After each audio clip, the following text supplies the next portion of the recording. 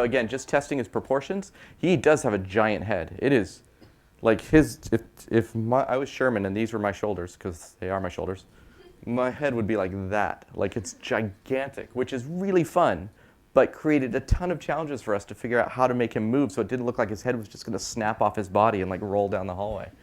So like, for example, if he was standing and he turned his head like that, it would be like, so we would be like, okay, if he's going to turn like this, we've got to incorporate the entire body. And so we used a lot of pre-production time figuring out how do you have a character with a giant head like that not be, you know, yeah, and stuff. The other thing we tested with our rig was this idea of squash and stretch. And if you look very carefully, you'll notice he's got 3 legs. Very special. He's a mutant.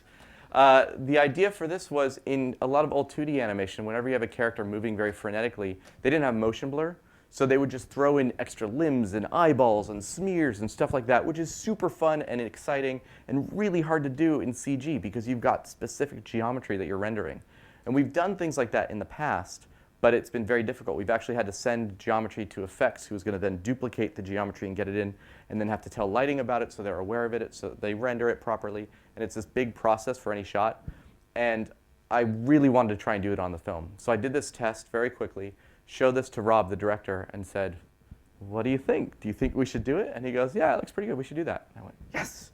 I'll take that as a we have to do it. The film won't succeed unless we do it, so we're going to do it.